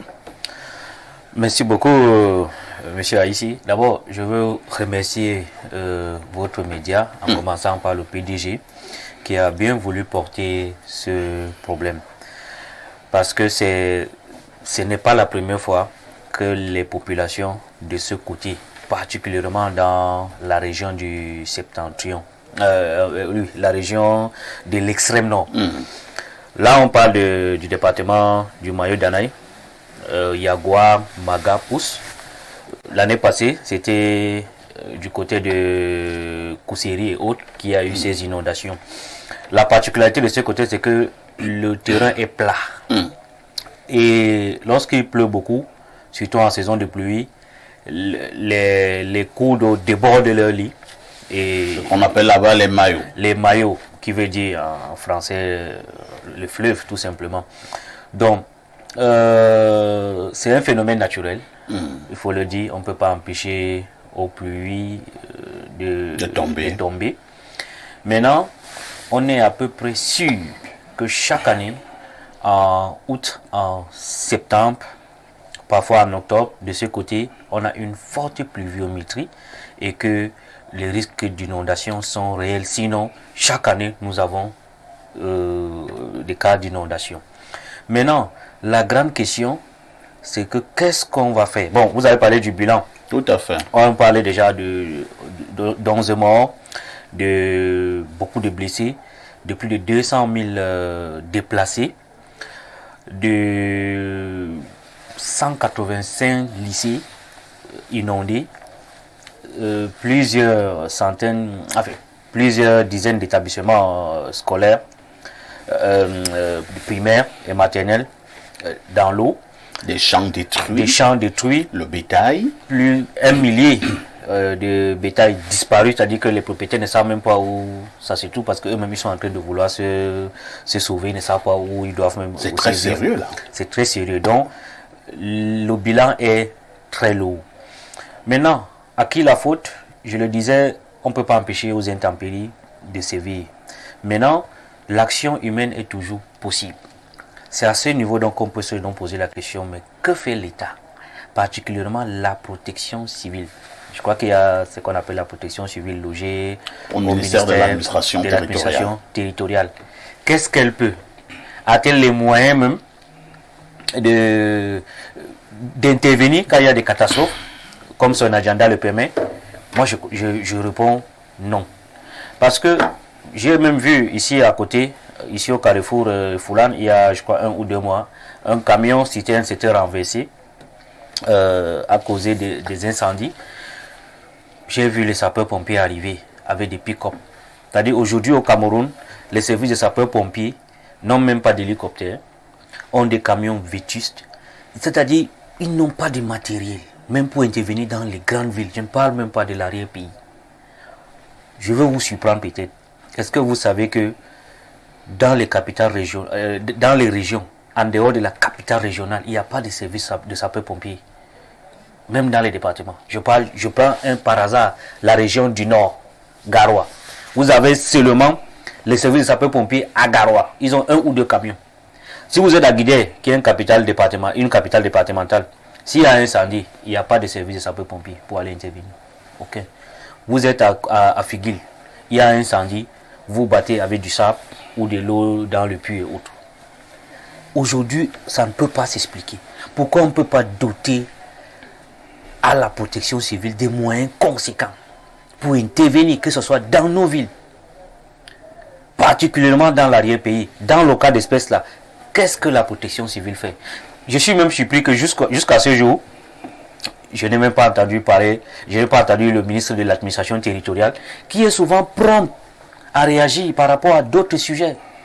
C'est-à-dire quand il faut entrer, s'aimer pagaille dans les partis politiques. Peut-être que ça c'est votre expression. Hein? Oui. Le ministre vous dira que lui met de l'ordre. Bon, il met de l'ordre. Là, il est prompt. Quand il faut empêcher les marches ou les manifestations des associations de partis politiques qui ne sont pas favorables au pouvoir, ils sont prompts. Est-ce que vous ne voyez pas que vous éloignez du sujet et surtout du canevas? Le canevas est celui qui consiste, 1, à faire le constat des inondations, 2, à voir ce qu'il y a lieu de faire. Maintenant, si vous prenez le problème comme vous êtes en train de le prendre là, est-ce que ça va aider nos frères et sœurs du Grand Nord? Je dis simplement que l'État a pour mission régalienne de protéger ses populations. C'est exact. Voilà. L'État n'est pas là seulement pour faire la répression. C'est-à-dire, il y a un TikToker qui a écrit quelque chose, tout de suite, on l'a ramassé, on l'a mis au set. Mais pourquoi là, on parle de 200 000 déplacés, on parle de toute cette perte, mais on ne sent pas l'État. Où est l'État pour protéger ses populations? Quand on est à Yagua aujourd'hui, Yagua est divisé, je prends l'exemple de Yagua, Yagua est divisé en deux aujourd'hui. Il y a un grand maillot, un grand fleuve qui s'est déjà installé dans la ville. Le principal pont est même détruit. Où est l'État? Où est la protection civile? Où est le Ngomna, comme on dit? Merci Yaya. Donc, pour cette première prise de parole, j'ai dit que la situation est grave. Elle est très très grave pour que l'inertie qu'on voit aujourd'hui du côté de l'État s'explique. Nous viendrons aux propositions vers la sortie. Merci Yaya Bello d'avoir posé ce problème avec un certain nombre d'indicateurs, entre guillemets. Bernard Owona, Yaya l'a relevé, nous allons le redire, ce n'est pas la première fois que nous voyons ce genre d'inondation du côté du Grand Nord. Ces 10 dernières années, c'est pratiquement tous les ans que nous avons ce genre de situation. Pourquoi l'ordre gouvernant n'essaie pas de prendre des mesures préventives? Je pense que c'est l'un des problèmes que Yaya est en train de poser sur ce plateau. Je suis d'accord, je suis d'avis avec M. Yaya. Déjà, on a coutume de dire que gouverner, c'est prévoir. Tout à fait. Anticiper également. Lorsque M. Yaya parle de ce que chacun sait sur la pluviométrie dans cette partie du pays, c'est que l'État, dans son organisation, devrait en principe prendre certaines dispositions à l'avance, pas pour interdire aux pluies de tomber, mais plutôt pour pouvoir être à même de gérer ce que les pluies causent comme dégâts. Il a essayé de citer l'ensemble de ces dégâts-là, c'est énorme. Je crois qu'ils sont déjà 15 personnes décédées, donc beaucoup de milliers de maisons, des établissements scolaires. C'est vraiment énorme. Alors, le problème se pose à quel niveau? Le problème se pose au niveau de l'organisation administrative. Vous avez un ministère qui s'appelle le ministère de l'administration territoriale, qui compte en son sein une direction nommée direction de la protection civile. Tout à fait. Dans cette direction, c'est à peine si on les entend agir, descendre sur le terrain, sauf quand il y a quelques cas isolés, comme c'est le cas actuellement avec la dernière actualité dans l'extrême nord. Je crois que le gouvernement doit donner beaucoup plus de moyens, et même créer une entité plus costaud, plus autonome, même financièrement, pour pouvoir agir chaque fois que cela est nécessaire. Je crois que nous avons un besoin de revoir un peu certaines de nos administrations pour que le travail soit fait. Aujourd'hui, l'extrême nord est véritablement en difficulté. J'ai vu des images à la télé où des enfants étaient obligés de monter dans des camions, d'autres dans des pirogues pour aller à l'école, pour aller au travail, des enseignants aussi. C'est que, en fait, on aurait dû penser à des solutions alternatives pour pallier à cette situation, à ces situations récurrentes, puisqu'elles sont attendues. Donc, tout ce qui... On ne va plus dire qu'on est sûr. Non, on n'est pas surpris. Donc, c'est des situations qui sont attendues, qui sont annoncées, et que, honnêtement, l'État devrait prendre des dispositions, devrait anticiper pour que, tout au moins, quand on est déjà à cette période-là, que l'administration soit capable d'agir spontanément, de pouvoir porter secours aux nombreuses personnes qui vont perdre et leurs champs, et leur bétail, et leurs maisons, des écoles, des lycées qui vont être noyés dans l'eau. Moi, je pense que cela est important. J'ai pensé dernièrement, je passais en ville, j'étais face à une grosse poubelle à Mendon. J'ai dit que si je vois le président de la République, quand il va faire le remaniement, je peux lui proposer de créer certains ministères. Donc notamment un ministère dédié à l'hygiène, à la salubrité, donc ministère chargé des ordures. C'est costaud comme travail. Un ministère chargé des ordures, qu'on peut baptiser ministère de l'hygiène et de la salubrité publique. Comme on a un problème avec nos routes, vous voyez souvent que quand les nids de poules commencent là, ça commence petit, après ça devient des nids d'éléphants. Je propose au président de créer un ministère chargé des pansements routiers. Un ministère est là, lui, il est là seulement. Dès qu'il y a un petit nid de poule quelque part, le ministère là, il est là, prompt. pour aller mettre rapidement pour que ça ne devienne pas une catastrophe. Donc, c'est autant d'idées comme ça que nous, on peut proposer aux décideurs. On peut créer un ministère pour la gestion de la FECAFOOT. Évidemment, c'est une idée. Un ministère chargé du football. Vous voyez? Donc, quand vous avez déjà des ministères comme ça, vous êtes convaincu que les gens là vont s'atteler à la tâche. Parce que le ministère chargé des ordures va s'occuper rien que des ordures. Les poubelles. Et les poubelles, on n'aura plus trop. Et puis, pas seulement dans le sens d'exploiter les poubelles. On va exploiter les ordures pour en faire du gaz, pour en faire de l'énergie et d'autres choses qui vont aider à notre produit intérieur brut. Donc, ce n'est pas pour blaguer, c'est des idées géniales comme ça qui peuvent nous aider à changer ce pays. Eric Achille, encore, on vous passe également la parole au moment où nous parlons de ces inondations du côté du Grand Nord. La question est clairement posée. Que faut-il faire? Le ministre de l'administration territoriale ne s'est pas encore rendu de ce côté-là et c'est inquiétant. Est-ce que c'est parce que le président de la République est encore du côté de la Chine? N'a-t-il pas encore reçu des très hautes instructions pour venir en aide à ces populations véritablement qui souffrent? Que faisons-nous de la solidarité nationale? Disons parfait ici que la solidarité nationale, elle est là et elle s'exprime à différents niveaux. Par moment avec célérité, par moment non. Je pense que cela relève du devoir de l'État d'accompagner et d'assister les populations sinistrées. Et ça, il faut le dire, l'État le fait souvent, même si cela ne se fait pas toujours avec à la dimension des aspirations des populations, mais l'État accompagne quand même les citoyens. Dans ce sens-là. Les uns et les autres l'ont si bien dit, c'est une catastrophe qui est naturelle. C'est vrai que on pourrait tout simplement prévoir l'ampleur. Quand je dis ampleur, prévoir les dégâts, parce que déjà on sait que c'est souvent périodique et prendre les mesures qu'il faut. Et là, la responsabilité revient à la fois à l'État et aux populations elles-mêmes. Que doivent faire les populations? Les populations... À l'approche des mois où il pleut, les populations doivent déménager?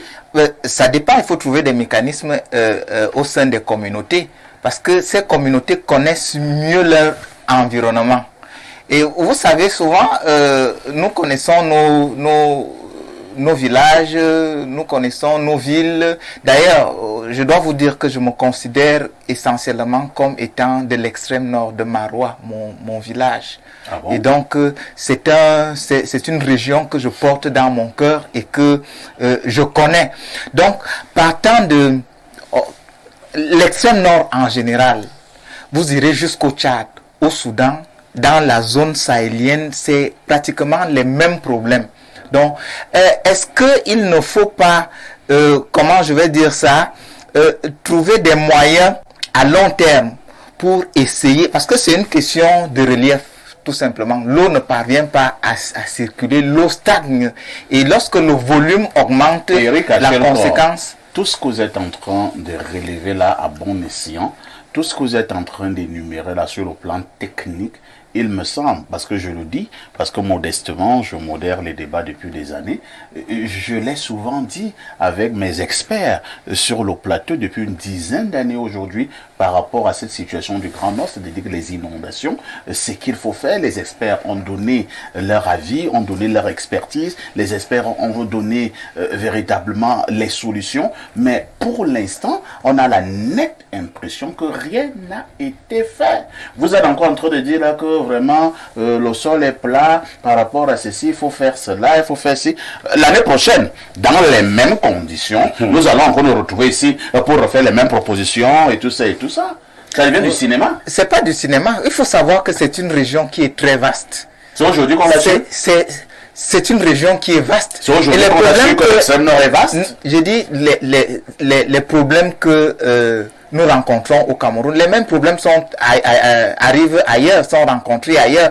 Maintenant, il faut peut-être trouver des mécanismes progressifs. Eric, est-ce que ce n'est pas une jolie, c'est-à-dire cette grille d'analyse, les problèmes que nous rencontrons au Cameroun, ça se passe également au Tchad, ça se passe aussi au Soudan, la Côte d'Ivoire l'a connu il y a 15 ans, ainsi de suite. Est-ce que ce n'est pas un échappatoire? Non, c'est pas un échappatoire. Nous disons, nous sommes convaincus que l'État doit faire plus d'efforts, un bond vers l'avant. Mais ce bond ne peut pas être perçu avec la pertinence qu'il faut, parce que ça nécessite beaucoup de moyens. Ça, il faut le reconnaître. Beaucoup de moyens. Je vais vous rafraîchir la mémoire, au cas où vous aurez oublié. Les 2 dernières rencontres des Lions indomptables, Cameroun-Namibie, Cameroun-Zimbabwe, ont coûté aux contribuables camerounais 1,92 milliard. 2 rencontres de football en espace de 5 jours. D'accord? Maintenant, quand on parle des inondations, vous nous dites que ça nécessite beaucoup de moyens. Je voulais dire quelque chose. Si monsieur encore me donne 30 secondes. Allez-y, cher. On ajoute même avec les U20 qui jouent en Colombie. 800 millions de plus. Je voulais faire une allusion à ce que j'ai vu au Maroc. Dans les mêmes conditions, le Maroc a connu des inondations graves aussi, avec perte en vie humaine. Pratiquement à la même période. Ce que j'ai vu au Maroc, c'est que j'ai vu le roi a convoqué le Premier ministre et les ministres sectoriels concernés. Ils ont tenu une réunion, ils sont montés dans des hélicoptères, ils sont allés faire le constat et évaluer les besoins. Ils ont travaillé jusqu'à 5 heures du matin, le Premier ministre et ses ministres, et le lendemain, des solutions appropriées, concrètes étaient apportées aux populations sinistrées frappés par ces inondations. Ça veut dire quoi comparativement au Cameroun? À peine même s'il y a eu un communiqué officiel. À peine s'il y a eu un communiqué officiel. Donc je voudrais dire que je comprends monsieur encore un peu embarrassé de ne pas dire ce qui va fâcher. Mais je préfère qu'on se pose encore la question si je suis vraiment du RDPC. Je préfère dire que quand je regarde comment ça se passe au Maroc et je vois comment ça se passe chez nous, je veux dire qu'il y a un problème de volonté politique. Cher Enes, ce que je voudrais tout simplement dire, c'est quoi? C'est que vos positions sont justes. Merci. Et c'est ce que nous souhaitons. Mais disons-nous également que l'État se bat et œuvre de manière progressive. Moi, je suis ni du PCRN, ni de... Comme l'année passée, l'État est allé là-bas, aller donner les matelas, le riz, et quand il rentrait, même la nature était fâchée, les voitures sont tombées sur le pont. Vous vous souvenez l'année passée, non? Il y avait une inondation de ce côté. Ils sont allés partager des matelas aux gens dont les maisons sont inondées. Ils vont mettre ces matelas où pour se coucher? Du riz, ils vont cuisiner où? C'est pas ce qu'ils avaient besoin. C'est en réalité un problème. C'est un problème. Et je dis l'État le fait dans le septentrion de manière générale. L'État pourrait le faire de manière progressive. Ce serait pas évident à cause du volume de moyens que cela. Vous revenez sur les moyens. Je reviens toujours sur les moyens. Mais par contre, aux 2 dernières rencontres des Lions indomptables, qui ont pris plus d'1 milliard de francs CFA. Pas ça ici. C'est-à-dire, parlons peu, mais parlons vrai, n'est-ce pas? Quand nous voyons l'état d'un coin de la maison, c'est différent du moment où on le voit du haut. Vous comprenez un peu, hein? Pourquoi? Parce que il y a toutes les responsabilités. Il n'y a pas que le foot, il n'y a pas que les inondations.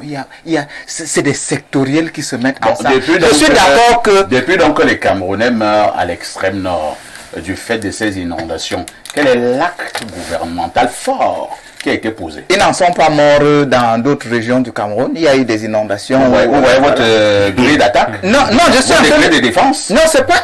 Donc comme les gens sont morts au sud-ouest. Ce n'est pas ça. Au nord-ouest. S'ils meurent aussi à l'extrême nord, je vais juste dire que. Non, je veux dire que. L'équilibre géographique. Ça veut dire que l'équilibre géographique. Non, ça veut dire entre l'équilibre régional. Ici. On ne s'est pas compris. Ce que j'essaye de vous faire comprendre en réalité, c'est que il y a un problème de fond, un problème dans l'urbanisation de manière générale. Si vous prenez par exemple la ville de Yaoundé, vous voyez comment les gens occupent frauduleusement les marécages, vous comprenez que dans l'avenir, il y aura un problème d'inondation. Est-ce que ceux du Mayo d'Anaï ont occupé illégalement les marécages? Ça, c'est naturel. L'État devrait faire des efforts. Et là, je reviens dessus. c'est la mission régalienne de l'État. Très bien. Quand on l'a dit, on se dit comment est-ce que l'État peut donc parvenir à diminuer ce phénomène. Et il faut que des gens se mettent ensemble et que les moyens soient mis en œuvre pour pouvoir diminuer le phénomène de manière pratique. Merci Eric Hachel. On va passer la parole à Jeanne Mvondo, qui est une femme, une maman. Jeanne, j'avoue que j'ai aussi regardé les images au niveau de notre régie de temps en temps. On nous met également ces images à l'antenne. Par moments, ce sont des images insoutenables. Hein. Avez-vous l'impression que le gouvernement de la République se bouge? Ici au Cameroun, on attend toujours le pire. Cette situation qui se passe à l'extrême nord date de longtemps. Et selon la situation géographique, nous savons déjà que c'est un département de la région, c'est ça? Le département Mayo-Danaï, région de l'extrême nord. Qui est traversé par le Logone et le Chari. Donc honnêtement, ce sera toujours une zone inondée. Mais quelles sont donc les mesures drastiques que le gouvernement entreprend? Aucune mesure. On attend toujours, par exemple, comme le pont qui s'est effondré. Le pont sur le fleuve Danaï. Oui, s'est effondré. On attend qu'il y ait des morts. Je ne sais pas si au Cameroun, il faut toujours des sacrifices pour qu'on puisse avancer. On ne parle que foot, on ne parle que des choses qui ne nous font pas avancer. Voilà des personnes qui meurent. Et cela va nous entraîner peut-être en fin d'année une précarité. La faim, il y aura une famine dans cette région-là. Comment est-ce que ces personnes-là vont vivre? Il n'y a pas de bétail, l'agriculture, il n'y en a rien. Il n'y en a rien à manger. Mais quand il y a des situations, je pense bien qu'il faudrait que cette situation arrive à Yaoundé. Vraiment, ça c'est un souhait. Non, je le dis pourquoi, parce que nous disons... Moi j'habite Yaoundé. Il n'y a pas de problème, parfait. Il faudrait que nous aussi on se mette à la place de ces personnes qui sont dans le septentrion. Ce sont des personnes qui souffrent.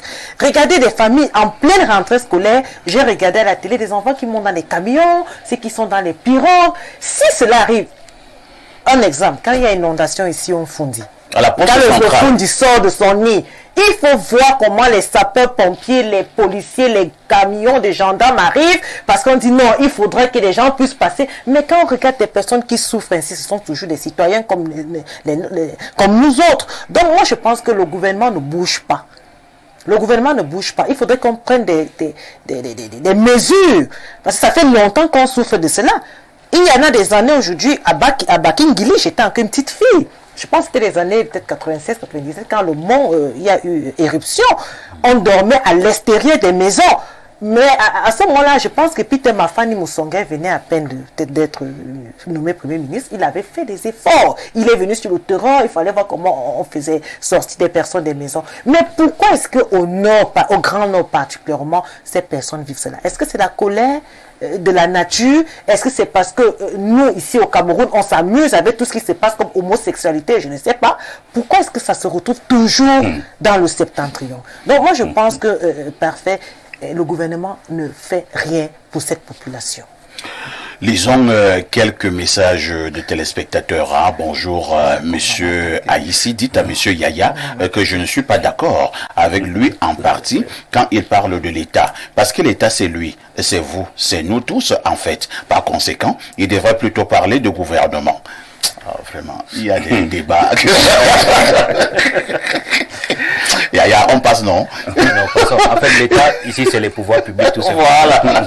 Et bon, il continue en disant, c'est de la responsabilité du gouvernement de limiter les dégâts.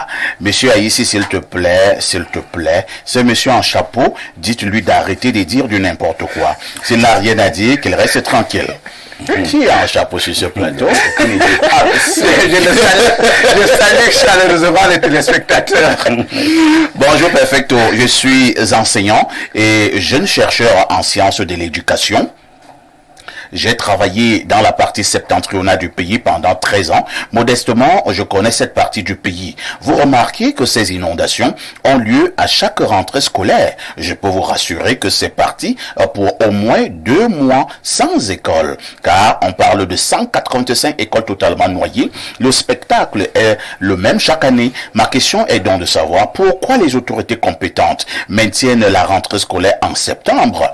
Ces mois de grande pluviométrie, ces élèves qui ne vont pas à l'école seront évalués au même titre que ceux qui fréquentent normalement. Et à chaque fois On s'étonne du taux d'échec anormalement élevé dans ces régions. Nous sommes de ceux qui pensons que même le système éducatif doit être décentralisé. Chaque région doit avoir son calendrier scolaire en fonction de ses spécificités. Bienvenue Dekounou qui envoie ces messages. En réalité, parfait ici. Oui, ce que le téléspectateur dit est très pertinent, mais il faut savoir que le système éducatif camerounais existe au sein des systèmes éducatifs mondiaux ou internationaux et qui s'arriment justement à un certain nombre d'événements. Notamment, par exemple, l'entrée dans les universités, les concours, c'est pas qu'à l'échelle nationale. Et donc là, il faut les calendriers là se ressemblent lorsque vous regardez de manière comparée. Hein. Bonjour Monsieur Parfait, ici ce matin, Eric Achilenkor est méconnaissable par sa prise de décision au sujet de ces inondations. Il défend même l'État, pourquoi?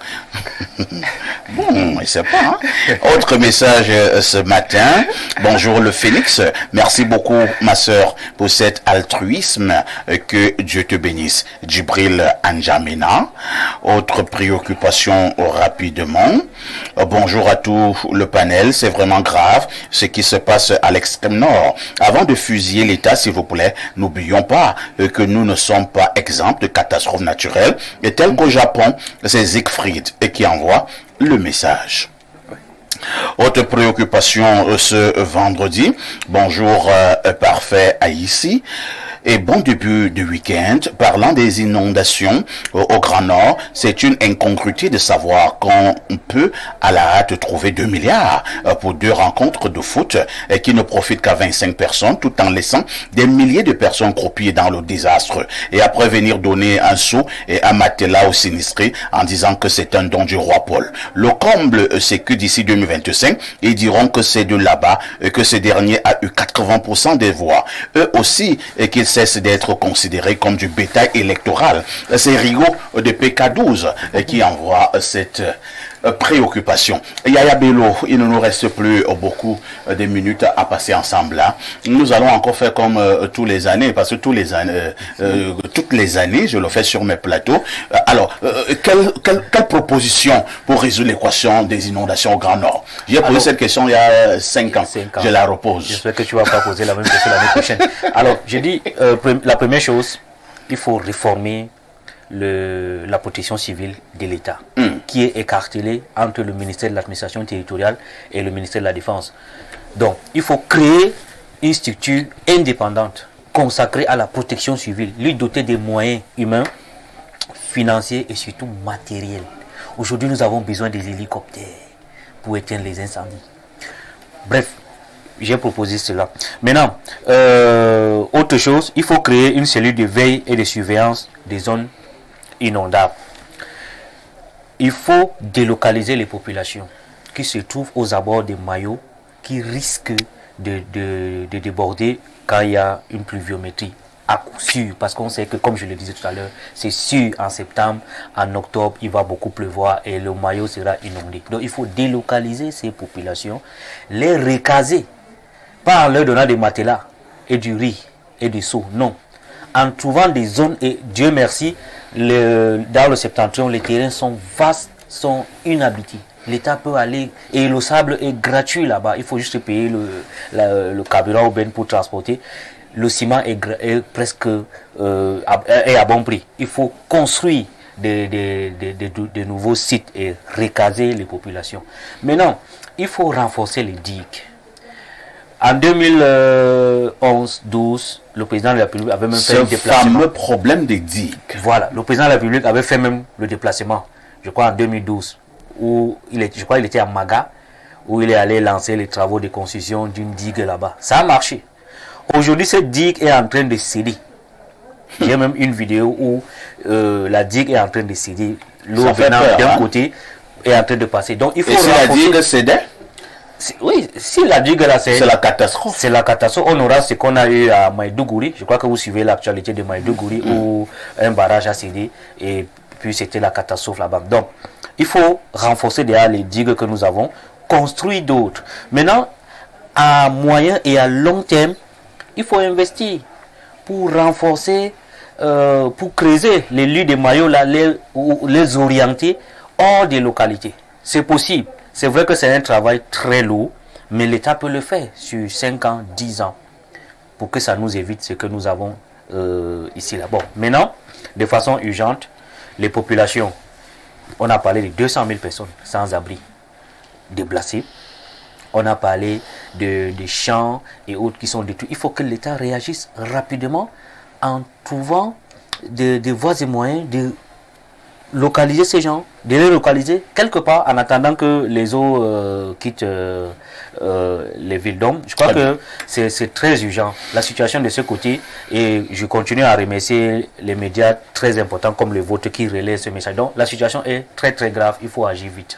Merci Yaya Bello, votre présence était très importante ce matin. Moi je peux parler de cette zone en tant que journaliste, mais ça ne remplacera jamais lorsque quelqu'un qui a vécu dans cette zone, qui est né dans cette zone et qui est toujours là-bas, ça ne remplacera pas son langage. Vous vous touchez du doigt. Nous ne pouvons pas par moment parler de manière aérienne. Merci Yaya Bello d'avoir été là ce matin. Et les 2 ou 3 minutes qui nous restent seront consacrées, comme nous avons dit tout à l'heure, à Bernard Owona, le grand frère, qui souffle donc sa 55e bougie ce jour. C'est son jour anniversaire. En mot gentil, Jeanne Vondora, à l'endroit de Bernard Owona, qui a 55. Bon, Bernard dit ou en cadeau.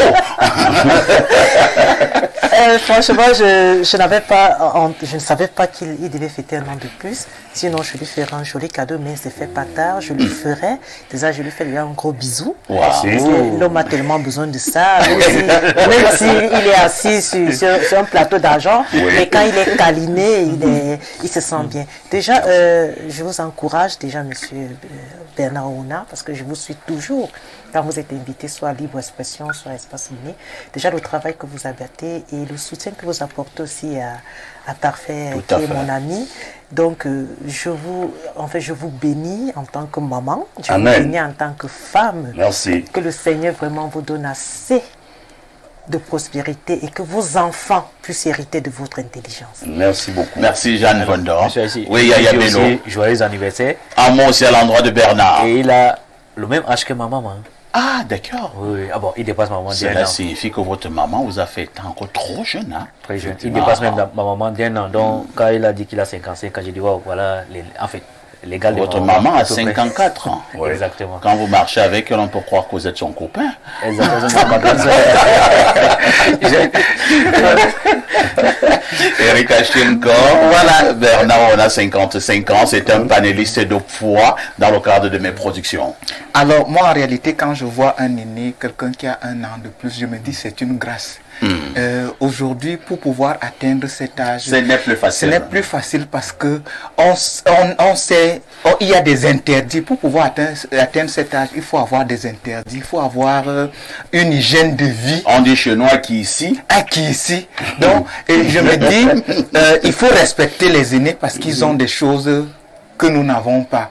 Et nous disons aux aînés de savoir protéger les cadets que nous sommes. De transmettre le secret. Et de transmettre le secret surtout. De toutes les façons, qu'est-ce que moi je vais encore dire simplement? Joyeux anniversaire à Bernard Owona, que moi j'ai connu en 2000 ans. En 2000, du côté de Radio Vénus. Lui, il était déjà journaliste de ce côté-là, bien établi. Et nous étions des petits frères qui venions de très loin. Nous étions jeunes étudiants. Et ce sont les Bernard Owona qui nous accueillaient à Radio Vénus du feu Lucien Mamba. Donc, bravo pour ces 55 ans. Tout à fait. Plus d'un demi-siècle sur Terre. Ce n'est plus donné, Bernard.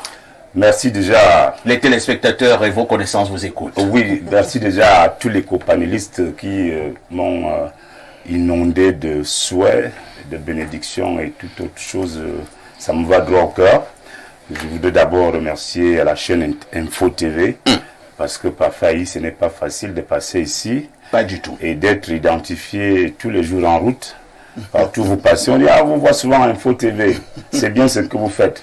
Donc merci à Info TV. Je voudrais dire merci à ma famille. Tout à fait. À mes petites sœurs qui sont en Europe.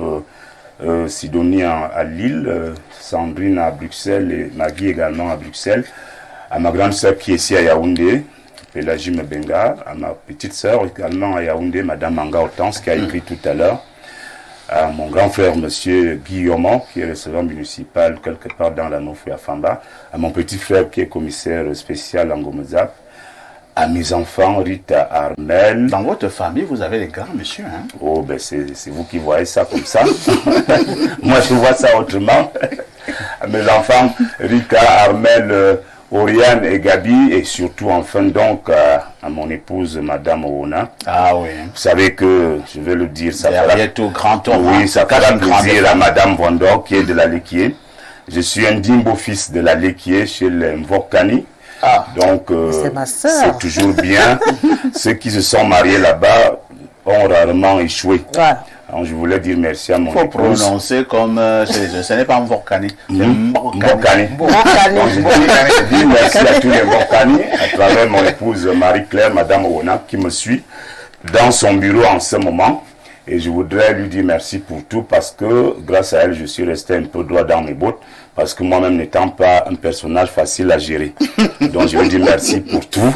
Elle comprend de quoi il s'agit. Et donc maintenant, pour terminer, je voudrais, parfois ici, souhaiter que le PDG d'Info TV, qui me regarde et qui m'a eu au téléphone il y a quelques instants, prépare déjà l'enveloppe qui va m'accueillir avec pour la suite, après cette émission. Parce que je voulais dire qu'après tout ce long discours, on va quelque part.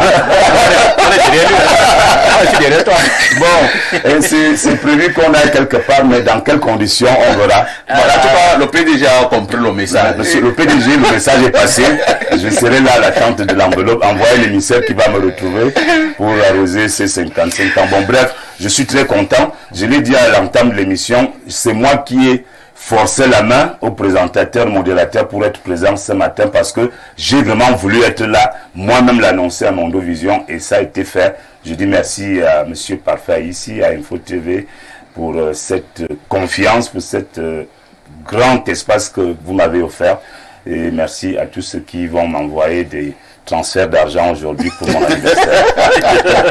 Rassure-toi, Bernard Oona, les transferts d'argent vont pleuvoir tout à l'heure. Okay. On sera également de tout cœur ce week-end avec notre frère à Tangana Jacques, qui est le délégué régional du ministère de l'eau et de l'énergie pour la région du centre, qui a perdu sa grande sœur. Elle sera inhumée demain du côté d'Otélé, justement donc à Tangana Jacques. C'est par ailleurs le fondateur de la coordination des jeunes et élites de la Mofoakono, en abrégé Kojemac. Donc, toutes nos condoléances à la famille, soutien à M. Jacques Atangana. Nous ferons un effort d'être là demain pour accompagner cette grande sœur. Nous vous donnons également rendez-vous, comme tous les dimanches, à partir de 11h30, dans le cadre du grand débat de la semaine, Libre Expression. Tout en vous souhaitant une excellente fin de semaine, un bon week-end, une question avec tout ceci.